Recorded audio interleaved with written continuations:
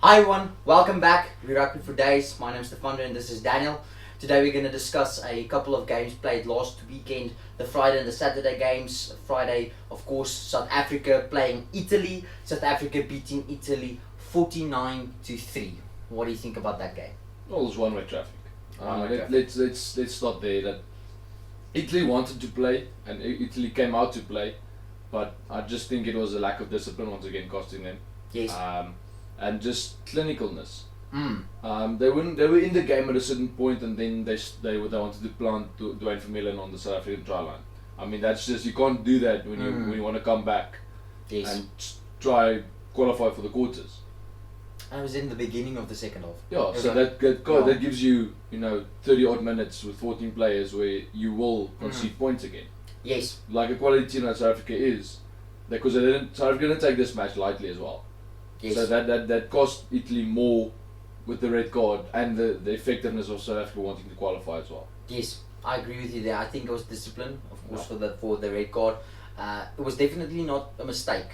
They did it on purpose, and that, for me, that's discipline, and that cost them at the end of the game. Yeah. And interesting stat I heard last week actually was that Italy is the first, like a first-year nation, the only first-year nation that has never played in the quarterfinal to qualify for the quarterfinal of the Rugby World Cup.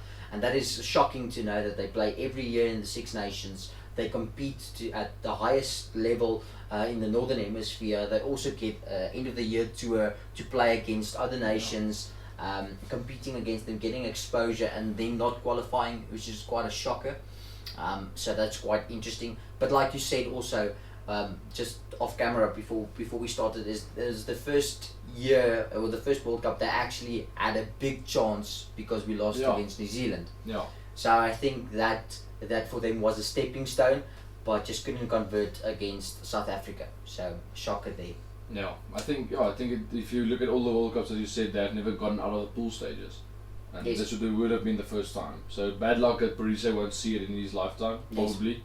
But lifetime of playing, you'll probably watch it on TV one time. Yeah, or But, coaching maybe. But yeah, so Italy certainly has to look at where they're going wrong, because they're never a big threat in the pool.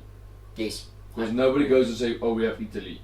Yeah, it's gonna be a tough game. Yeah, it's gonna be a tough game. So yeah, they must definitely look at that. Yes, of course. And then Saturday, Japan played Samoa. Japan garnering 39 points to 19, or 38, excuse me, 38 to 19 against Samoa.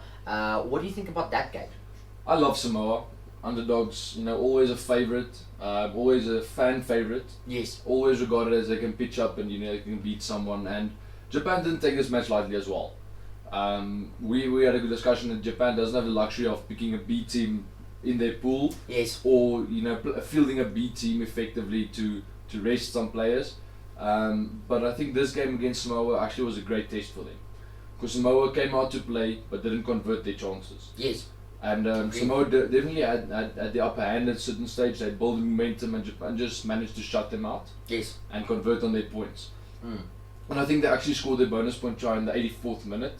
So after extra time, they managed to score the bonus point try, which will guarantee them, not actually guarantee them, but get them to a point where they are safe for qualifications, Yes. get them that boost.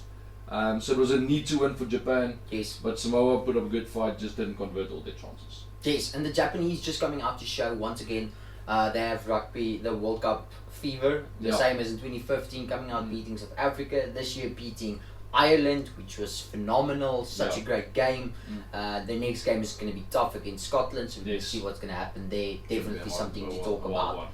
It's going to be a wild one, and if Japan goes through to the quarters, their nation is going to be so proud. I heard also another statistic that they said most of the Japanese supporter jerseys are sold out after the Ireland game, like in Japan. Even the small cities and small places in Japan can't even get the Japanese jersey because they're out of stock. So that was for me. That's nice to hear. That's nice to know. Very very nice to know. That's a nice stat. That's a very cool stat. So yes, and then of course England, one of a majority of people, a majority of rugby fans said England's going to be the team this year against New Zealand. It's going to be the two heavyweights bashing out, and England going against Argentina Saturday, getting 39-10 against Argentina, not on form. We have discussed this a couple of times on our videos and our set as well, that Argentina is not playing very well at the moment. You know, not only getting, I think, 2 wins in the last 20 odd games, international games. What do you think about that? England only getting 39 points. Was that good enough? I don't think that reflects what happened in the game. Okay. I still deem England as one of the favourites. Okay. Still one of the favourites. They just need to field the right combinations. I don't think they play all the 18 combinations together. They play 18 players. Yes. Not in the 18 formats. Because you'll see George Ford playing fly off, then you'll see Farrell playing fly off. And then you'll see George Ford playing fly off with Farrell in inside centre. Yes. And then you'll see Elliot Daly on the wing, and then you'll see him on the fullback. And then Manu Tuilagi doesn't play, then he does. So you know that's just the back line. I know I can go into the forwards with Tom Curry and Sam Underhill, you know, picking Billy Vunipola and so on. So they pick their 8 squad in different games, which we also talked about, you know, fielding the right team at the right time. Yes. And of course Argentina getting a red card against Farrell getting his own medicine once again. You know, Lavanini getting a red card, that also changes the dynamic of the game.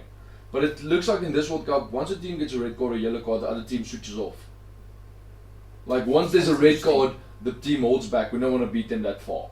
That's very interesting. I actually agree with you there. We need to look at that stats. Each and every game that got a red card, specifically a red card, because we saw so many red cards. And also, for me, I know the ref. We have spoken about this a couple of times. The ref needs to make a call and to stick it to that call. For me, Lavanini, a big guy, I'm not a Lavanini fan. First of all, I'm just saying that. Good player for Argentina. You know, tall player, so you need to get down at Owen Farrell's like height. And then I felt Owen ducked a bit as well. So that for me was a personal thing. But red card, nevertheless, and the scores at the end of the day is going to be in the history books. You know, 39-10. That's going to be that. For me, it's just England. I thought England's going to be this team that's going to come out and just demolish everyone. And I haven't seen that spark yet. And that for me, it's also they said the top 3 to win the World Cup this year.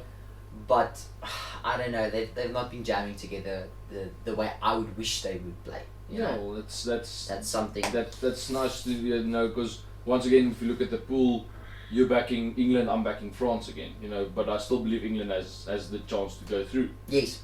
So you know, it's interesting stuff. Yes. What's gonna happen? That's cool.